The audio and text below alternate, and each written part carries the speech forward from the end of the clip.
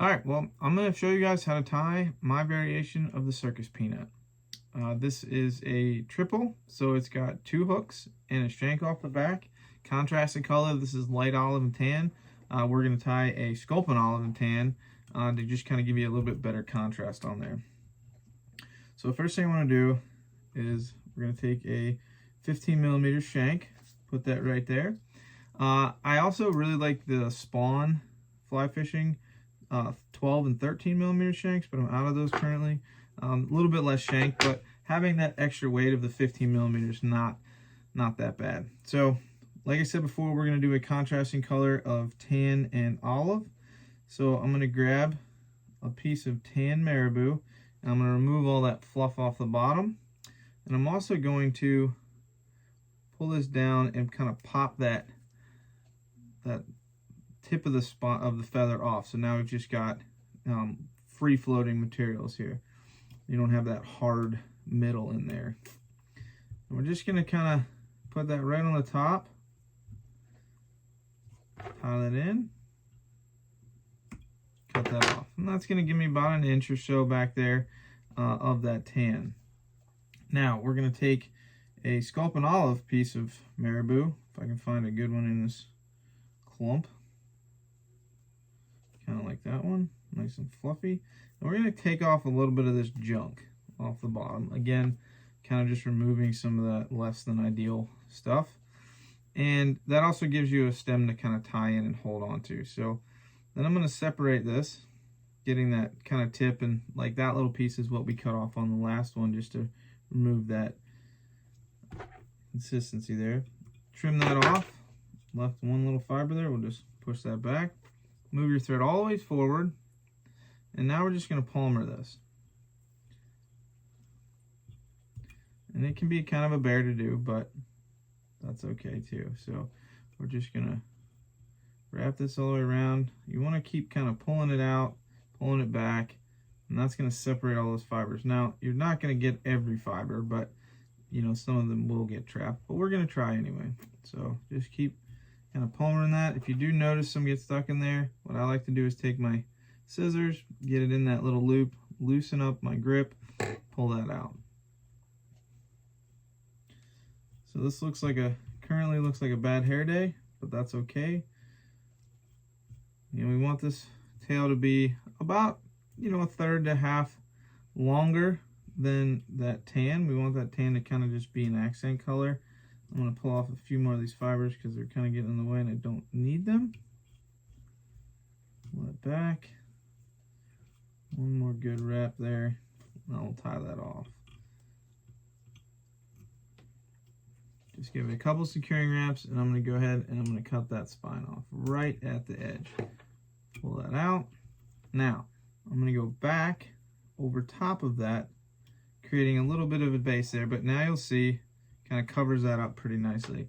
You can take your scissors and you can go through there if you want, or I take my little Stomfo dubbing brush and just kind of brush that out. You'll hear a couple fibers break in there, but that's kind of what we want to do. We want to make sure we get that out. At this point, you could add a little bit of flash blue on there, but I'm tying this fly in this color combo specifically for a little clearer water, so the less flash the better in my opinion. The next thing we're going to do, just to kind of fill that gap in between the marabou and the hook eyes, we're going to take a single, this is bleached grizzly, you can use just a plain tan one if you want, and I'm just going to kind of tie this in there. Now you'll notice I just flipped that over and tied that little tip in, and I'm just going to kind of cut that off now. The reason I do that is it just again helps the durability of this fly a little bit. Now I don't really care where these little fibers end up because I just want this thing to be very buggy and lots of movement. So you know, sometimes with these feather fiber, the fibers of the feather, excuse me, actually folded forward, gives you a little bit more movement and keeps that a little taller there. So we're just gonna pull all this back, try not to again trap the fibers, and now I'm gonna just kind of tie that in. I'm just gonna go over that just a little bit, and I like to do that before I trim this little stem off because then I know it's not going anywhere. Now I can whip finish. I'm just gonna do 2 right now, right over that, and then my next ones I'm gonna bring it in front of that material, and I'm gonna do 4 right there in front. And what that does is it kind of helps in case for some reason fish's tooth gets there and breaks that. You've got a little gap in between there. I'm just going to hit this with some UV glue now.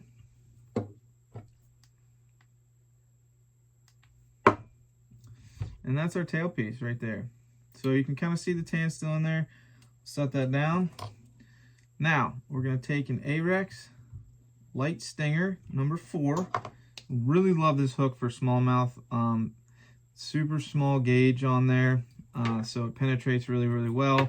Also, because this is a weighted fly, it sometimes gets stuck on the bottom, and these will actually bend out a little bit, but they won't break immediately. So I like to use those as much as I can, because just like some of the other thin gauge hooks that we use for conventional gear, you can bend them multiple times before they break. So now we're going to secure that tail in, and what I'm going to do is, this is 25-pound Maxima that I've already cut off, and we're just going to kind of lay that on the side closest to me, and then we'll take this feather, or this tail, we're going to thread that through, and I'm just going to tie that on. Now we've got a pretty long loop right there, and you'll notice this thing can go kind of anywhere, so I'm going to pull that in after I made a few wraps, and I just want to make sure that this thing's got a lot of movement, but it won't come all the way in front. So we're going to pull that just a little tighter, and we're good to go. Now measure that out, trim that, and just go right on top. The reason I use the Maxima for this is that there's no hook back here, so there's not a lot of pressure on that shank, so you don't have to use wire. I'm going to take these hemostats, and I'm actually going to push that Maxima all on one side. So now there's a nice level piece there. I'm also going to throw in just a tiny bit of glue, and that's going to help secure that in. It's also going to get stuck all over my fingers and drive me nuts, but I'd rather this thing stay together as long as it can. So right there. Now, for the middle of the body, I'm going to use UV Polar Chenille. This is olive brown, and you'll notice here I'm not cutting it off, cutting a piece off and just tying it in. I'm using the whole entire strand because I don't want to waste this. I want to save as much material as I can. So I pulled that back, so I've got no fibers trapped, trying to keep my finger slightly away from that super glue. And now we're going to move forward about 2/3, maybe just a little bit over half, and we're going to make these wraps pretty tight together. So we want to make sure that all the fibers come out. So I'm going to pull this tight every time I wrap it, making sure that I don't trap any fibers in there as I come over. And this just helps fill this fly in a lot. You don't have to add another feather back there to kind of cover that junction, because you've got enough material there that that junction kind of disappears. And this material will lay back really nicely on it and won't let that tail piece slide forward. So now we're going to tie this off. This should give us enough space. If it doesn't, I'll show you another trick to add a little bit of space to each one of your flies. Cut that off. Now we're going to need that again later, so don't get rid of it. Now, just to add a little bit of accent, what I'm going to do, I've already kind of prepped this. We've got a olive mallard flank. I really like mallard flanks because of the bars in them. It just adds that kind of little bit of a fishy look to it. Tie that in, fold that over. Those little fibers will get lost in this step, so I'm not going to trim that. And again, don't really care where this goes, just want to create a nice contrast with a little bit of barring in there. Now I'm not going to use this whole feather because I only want that to go back a little bit, and we've got about 4 more materials I want to put in. So we're just going to do about 4 wraps. I lied, we'll use the whole feather, and then I'll show you another trick here. So we'll spin that all the way up, tie that off, and then I'm just going to wrap over top of it. So again, now we still have a lot of space, but we've got that nice little contrast of olive there. Now, because this is a tan and olive one, we want to add a little bit of contrast to the belly of this fly. So what we're going to do is we're going to take an olive schlappen feather, a tan schlappen feather. And we're going to try to use the same feather because it's tapered. So we can use the top half of this feather for this piece, and then we'll use the bottom half for the front of the fly. We're just gonna kind of secure that in there, trim off all that excess. And this one we don't need to do a lot of wraps. We want them to be enough wraps that the tan is slightly longer than the mallard, but not too much. We don't want to hide the mallard completely. We just want to add that so it's about a little bit longer / same length. So that's going to probably give me about 3 wraps of this. I'm going to come up through, tying that off, fold it back, 1 or 2 wraps over top of that. And we've got our kind of tan contrast in there, but you can still see that mallard through there. Now, again, because it's a multicolored fly, we're going to use some marabou. I'm going to take a whole feather of marabou and I'm going to break it in half. And then I'm going to take the tip out of this top piece here. We don't need a lot, but we just want enough to kind of cover the top of that up. So it's not going to be a whole lot of marabou, but it's going to kind of give you that kind of top color there. Just going to tie that in, a couple wraps, and then you can manipulate it, turning it, you know, over the sides a little bit to kind of cover that up. A couple more wraps just to secure that in. Turn that off. And again, we've got a little bit of a buggy mess, but you'll notice that goes straight over top of there, creating a nice thing. Now, rubber legs. I'm going to take 2 rubber legs on each side, fold them in half, creating 4. Slide that down right to the edge, wrap, wrap, wrap. I'm not going to cut them yet because I want them all to be close to the same length, but not crazy. They don't have to be exactly the same, but I like them to be close. Same thing, spin that up, right on the side, whoops, wrap, wrap, wrap. Now we're going to pull these all down, loosely pull them down. We don't want them to be super tight. And we're just going to measure, cut off about a 1/2 inch of those. So now we're going to have, you know, about 2 inches of rubber legs on each side. So to add the head to this, we're going to take some EP Tarantula brush in Sculpin, and I'm just going to pull off a little bit of these fibers right off of the wire itself. And I'm going to tie that wire in right on the top, securing that in. Now, I'm going to wrap this, but one thing I want to do is when I come to the bottom, I'm going to flip up because I want to make sure I don't trap these legs, you know, facing any other direction. I want to keep them separated on either side. So when you do that, like that, now you know they're kind of in that spot. They're not going anywhere. Check your top. 1 full wrap, and then a second. So just 2 wraps on this back piece here. Go up through there, kind of weasel your way through that material. Couple wraps to secure it. And you can use a bad pair of scissors, or you can actually get a pair of wire cutters. You'll notice too I'm moving my finger here because I don't want to cut that thread. Now you do have a chance of cutting your thread on that little piece of wire, so be very careful when you're doing your whip finish.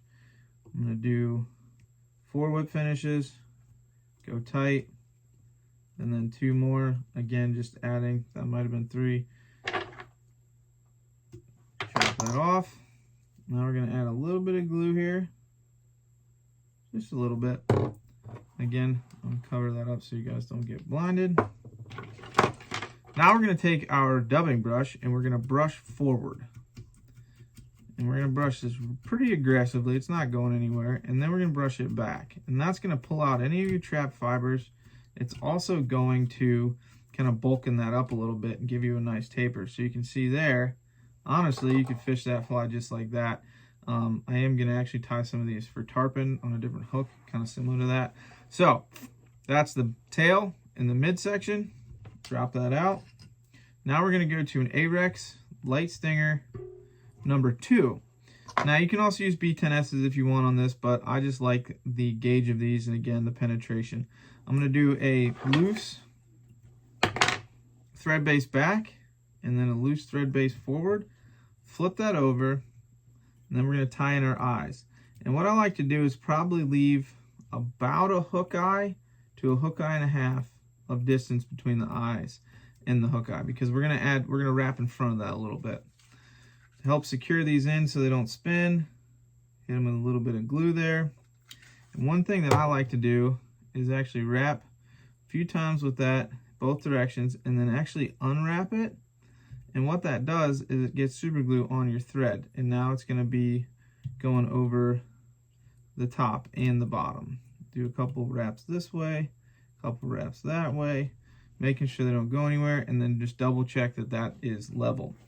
Now, because we are going to have some fish pulling on that second hook, we are going to use wire for this piece. And we're going to take some, this is Senyo's articulation wire. I haven't had a fish pull these off yet, doing it this way, so we should be okay. But I am going to run that wire all the way to the top, or excuse me, right behind the beads. I'm going to throw on one junction bead, because if your hooks are too close together, it's going to create an issue with that back hook. You're not going to get as many fish to eat, or at least to hook up on this, because you don't have enough distance between those two hooks. So a bead is a great way to do this. Just going to thread that on, and just like last time, we're going to just wrap a couple times, see where that's at, and then pull that tight. Going back. Looks pretty good. I like to use the test of the flipping. I think that it's a little bit loose. So what I'm actually going to do, and what I should have done before I did this, was actually take this back here. So we'll do that. Wrap a couple times, gives you a good idea, and then you can pull that a little bit easier. And then you're going to see that it's not going to go forward as well. Or as easy. So now I'm going to clip this in to my material clip, take that all the way up, trim off that wire. Now, we're going to use a rattle for this, and this is one of the reasons why I move the wire on either side.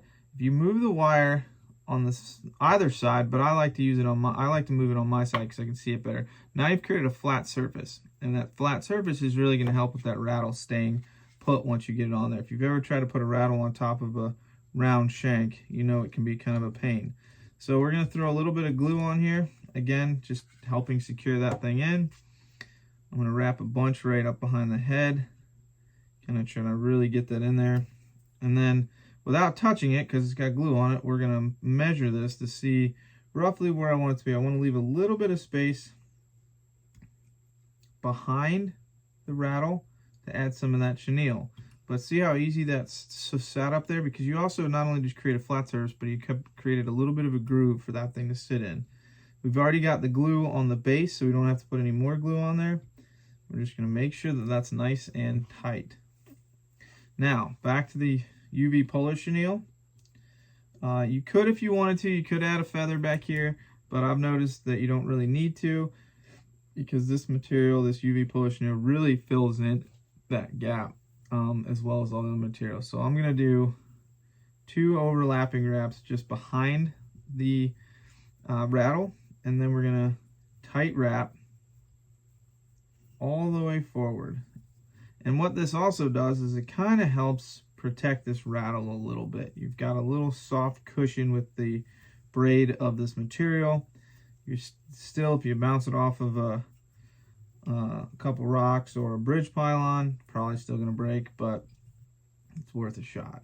So just go over top of that, trim it off, pull all this stuff back up.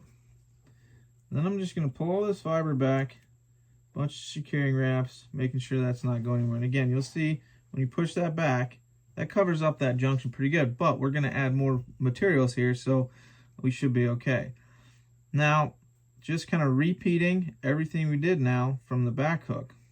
Just going to take a mallard flank, tie that mallard flank in. Again, those little pieces, they just kind of disappear in this, so it's not that big of a deal. And I don't care where these fibers go. Honestly, the more they stick up, the more kind of structure they add to this fly, and I think that structure just helps this thing move a little bit. So not super worried about getting really close to those eyes at this point, because we're just going to wrap over that material again, pushing that back. So there's our little contrast. Kind of push that back, and you'll notice you still have pretty much all of your stuff. Now, to add that, excuse me, that wasn't the contrast, that was more of the accent. Now, to add the contrast, we're going to take that tan schlappen feather, tie that in, and again, now that you're kind of tapering to the heavier stuff, you've got a longer fiber here, same feather, so you're not wasting too much. And we're just going to make about 3 to 4 wraps of this. It doesn't have to be a lot. So far we're on wrap number 2. Just pulling all those fibers out. There's 3 and 4.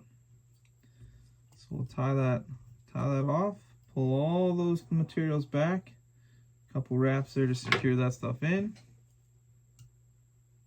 You're good to go. So that's going to give us our contrast. Now we're going to take the rest of that marabou that we had, that we broke in half, we're going to use that for the top wing on the front. So I'm just going to take that marabou, I'm going to kind of measure that so that it comes over just barely breaking that other piece of marabou. You don't want it to kind of all be the same length because you want it to be tapered. Looks like a bad hair day, but when it gets wet, it looks really, really nice. So keep that right in there. Trim that stuff off just like that. That should be good. Now, more rubber legs. Smallmouth love rubber legs. So we're going to do 2 more on each side for the front. And these we're going to leave just a hair bit longer. So we're just going to run those straight in. Again, using that thread as your guide. Wrapping those in. And what I like to do is move my thread back to right behind the eye, and that's going to give me the same tie-in for each side. Flip that up. Come in right behind the eye. Wrap, wrap, wrap. Good to go. Now, pull all this down and just trim off the tips. We want these to be relatively long. That's going to create a lot of movement there in the front. So, that's pretty much that. Now, for the head, again, same as the back piece, we're going to pull off a little bit of this, leaving exposed wire. Pulled that right away. Tying this in. One of the reasons I really like the marabou too is it kind of helps taper this head. So that's, you know, if you just ran straight EP tarantula, it would kind of look a little funny. So now, making sure we don't trap those legs in any funny place, we're going to look at that, make sure we're good. Okay, now we're going to do, what's 1 full wrap? We're going to do 2 wraps behind the eyes. And then what I'm going to do is I'm going to go underneath, because what I've realized is that if I go over the top and then wrap forward, for some reason there's still always a gap underneath. But if I go under and then wrap twice in front, you'll already see that gap kind of fills in, and I'm not sure why it does that the way it does, but it does. So we're just going to keep doing it the way we're doing it. So we've got 2 in the back, and I'm going to try to get 3 in the front.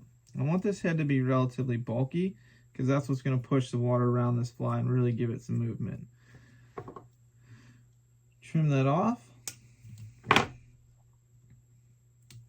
to pull all those fibers back. Eyes a little fuzzy, but I've got, whoops.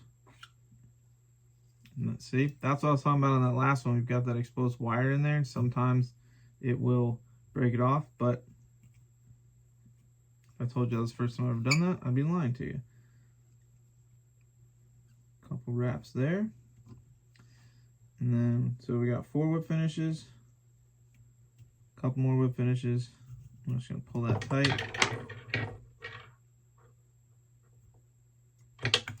Okay, now I'm going to hit this with a little bit of UV glue because we're going to brush this out pretty aggressively again, and I don't want to lose these fibers. I'll do top and bottom on this one. Cover you guys up a little. Okay, got our little tail, little wing up there. Now, I'm going to brush this pretty aggressively forward. You can also brush that marabou in there and that schlappen feather, and that's really going to help blend all of this head together.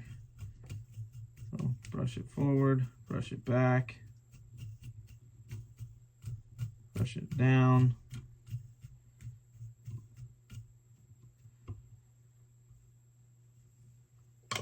And there you have it.